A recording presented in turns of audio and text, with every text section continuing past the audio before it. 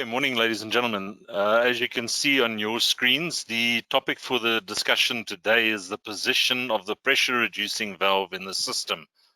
Now, this is something that we've had a hang of a lot of discussions and debates and so forth about, but it comes in two parts. Your pressure control valve is made up of two items. It's your pressure reducing valve and your expansion relief valve.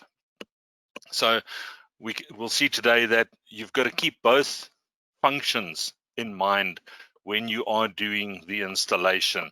And some of your manufacturers, you can actually split the two from each other. Some you can't. So these are all things we've got to keep in mind. So without further ado, let's have a look at the expansion control valve first. And if we go to SANS 10254, make sure you've got the 2017 version. That is the latest one. And in there, it says in point 5.8, when an expansion control valve is installed on the cold water side of the water heater, it shall be installed downstream of any isolating valve, gate valve, non-return valve, or any other flow control device. So that is fairly plain, simple, straightforward.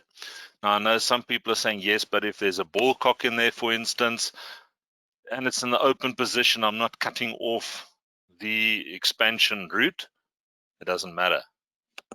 5.8 clearly says here that if you have any flow control device, whether it is busy controlling at the time or not, if it is present, you are not allowed to have that between the expansion valve or the expansion part of the control valve and the geyser. So you're not allowed to cut off your route to expansion, whether it be a water meter. I had somebody phoning me yesterday and they said they've got a water meter that does not have a non-return valve in there. You can have backwards and forwards flow, it can go in reverse and everything. It doesn't matter. It is classified as a flow control device, and according to SANS 10254 5.8, it is not allowed to be there. Keep in mind also your non-return valves. A lot of people are putting non-return valves in to stop back siphonage and to stop back pressure from pushing back to the expansion relief and the geyser valve. It's not allowed to be there. There should be an absolutely unrestricted flow of water from the geyser to the expansion control valve section there. Then we get to 5.9, which is the pressure control valve. And you'll see I've split it up into a couple of points here. And the first one we need to look at is 5.9.1. And it says the actual position of the pressure control valve in relation to the water heater in the plumbing system will be influenced by the various pressure and friction losses that develop during operation. What does that mean for us? We must keep in mind, for instance, if you have a 100 kPa valve, your set pressure on there is only around about 75 to 80 kPa. Now, if you have that valve outside doing a balanced water pressure installation, which is great, but now it's going to lift the water after that all the way up to the geyser, that's another 3-4 meters higher. You're losing another 30 to 40 kPa just with height, over and above all the friction losses and so forth in the pipe. And you may just find that there's no water coming out of your shower or your taps on the top of the house. So we must keep in mind that we must have that valve as close as possible to the geyser to minimize the effect of any pressure loss due to lift of water or head of water above it to the geyser, and also friction losses. So how far must it be? If we have a look at the next section there, point I haven't highlighted, it says there the higher the operating pressure of the system, the less the influence of the losses, obviously. If we've got a lot to start off with and we're losing a little bit, it doesn't matter. But it says in a 100 kPa system, the pressure control valve shall be installed close to the water heater and preferably not more than 2 meters below the water heater. And as we've just said, that's because of that pressure loss due to the head of water above it, all that type of thing. But then an interesting point comes in after that, where it says maximum distances to the water heater and terminal points shall be as recommended by the manufacturers of the valves. So SANS in the beginning of that paragraph tells us that it must be as close as possible, obviously because of your friction losses and all that type of thing, for your user comfort. But then it says the manufacturer can override that some more. So if according to SANS it says you can have it maybe 10 meters away, but your manufacturer says it may only be 4 meters away, for instance, we've got to listen to what the current manufacturer of the valve that we're using is telling us to do. The manufacturer cannot take away from the law, but they can add to it. It's the same as your bylaws of the municipalities and so forth. Your SANS regulations is the basis, the minimum regulation that we are working with.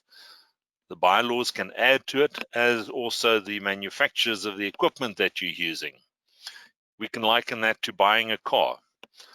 If you have a car and you drive it on the highway and the government says there's 120 kilometer an hour speed limit, you're not allowed to do more than 120 kilometers an hour. But you may have bought a car where the manufacturer tells you you're only allowed to do 100 kilometers an hour maximum. Not that I'm saying there is a car like that, but let's use it for a maybe. So then we would only be able to go 100 kilometers an hour. And exactly the same here with the distances. We've got to keep in mind what our design criteria and so forth is. Trying to keep your pipe lengths as short as possible and as close as possible to the terminal point, so that your high pressure brings it all the way to the valve. And once you're downstream of the valve and you're working with your reduced pressure section, you're losing minimally through to friction losses and water head losses. And that brings us to 0.9.2, which is the next part there. And it says the position of the pressure control valve shall be downstream of all high draw-off terminal fittings. For example, garden taps, mains fed toilet flush valves. So there again, the person that phoned me with the water meter, that is after the pressure control valve. My question is, where is these garden taps installed? Because obviously the garden taps are going to be running through the water meter. So it shouldn't be there. It should be after any high draw off things like your garden taps. If you're working in office block areas and so forth where they've got mechanical flush valves, all that type of thing, irrigation systems, then your pressure control valve should be in the system after that. So it's close again to the terminal point or to the geysers, and then the rest of your gardening, flush valves, all that type of thing should be coming off before that, but obviously after your water meter. And that brings us to a point now, what do we do in a house where, for instance, you've got a massive house, they only have one geyser, maybe they've put in a 200, 250 liter geyser, 2 bathrooms and a kitchen, but the main bathroom ensuite is like far away from the others. Now we've got a problem because that length may be too long. So it would be better then to recommend, obviously if the installation has been done, there's not much we can do about that, but we can always recommend at the installation time period that the people rather put in 2 separate water heaters.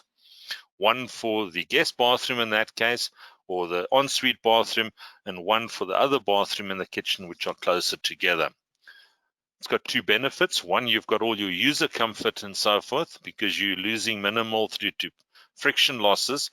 But 2, also, if your one geyser fails, you still have the backup geyser in that house, which is great.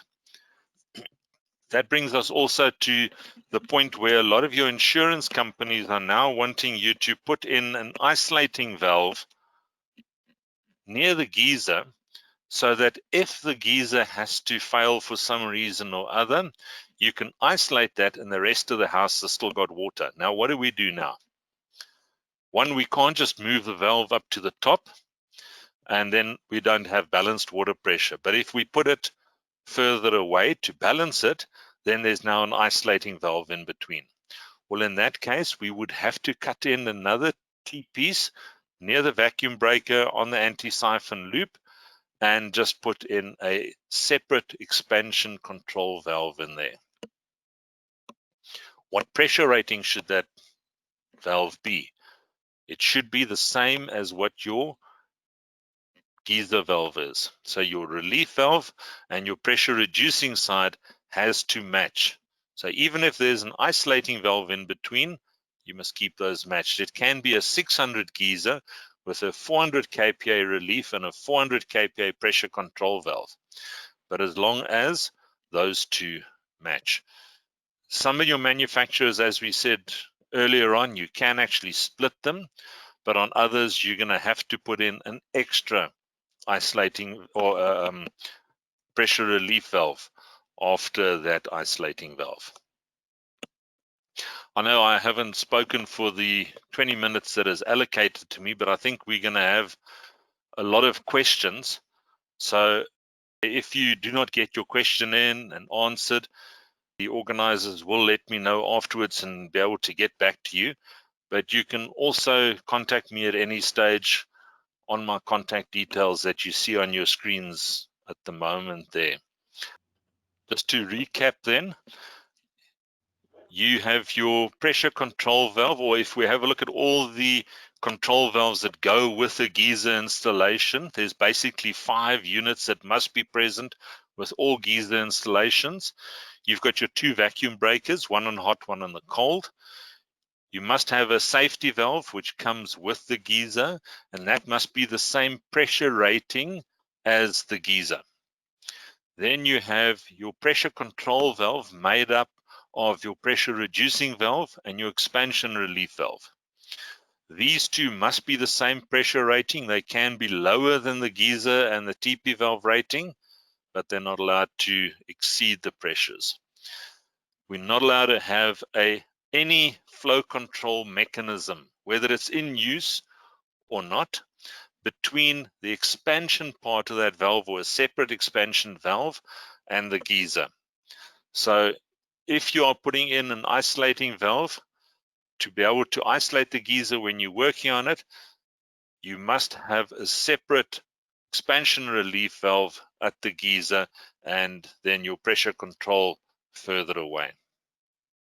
If we think of what are flow control devices, that would be your non-return valves, boiler stops, gate valves, stopcocks, and water meters.